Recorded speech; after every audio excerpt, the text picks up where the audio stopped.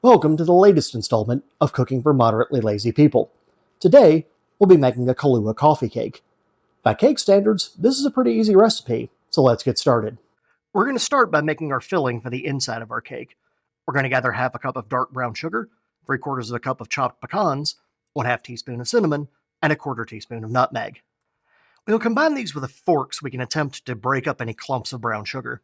Now, let's gather our dry ingredients. We're going to grab 2 cups of sifted flour, 3/4 teaspoon of baking soda, 1 teaspoon of baking powder, 3/4 teaspoon of salt, 1/2 teaspoon of nutmeg, and 1/2 teaspoon of cinnamon. We'll combine these with a whisk and set aside. Next, we'll get our wet ingredients together.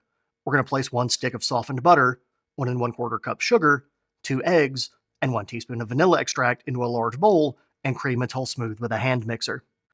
Finally, we're going to get 3/4 of a cup of sour cream and 3/4 of a cup of Kahlua.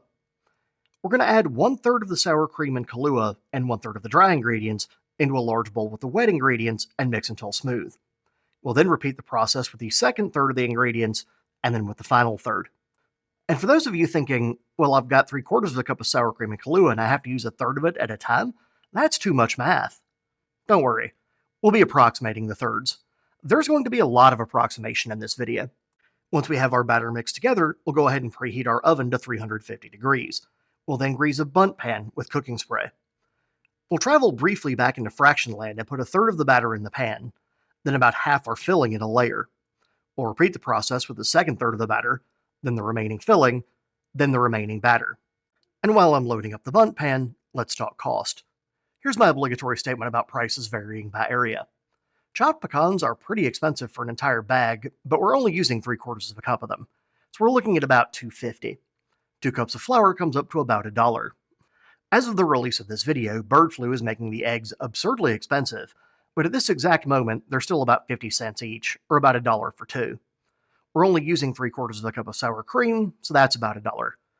The stick of butter is approximately $1.50, the brown sugar is less than 75 cents, and the Kahlua is going to be about $1.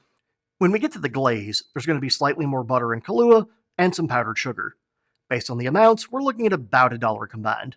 That brings the total of the cake to just south of $10. Assuming the standard 8 slices per cake, we're looking at about $1.25 per slice. Once we've loaded everything into the Bundt pan, we'll stick it in the oven for 50 minutes.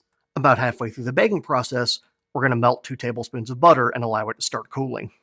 After our cake is finished baking, we'll remove it from the oven and set it aside to start cooling. And while it's cooling, we'll go ahead and make the glaze that I mentioned earlier.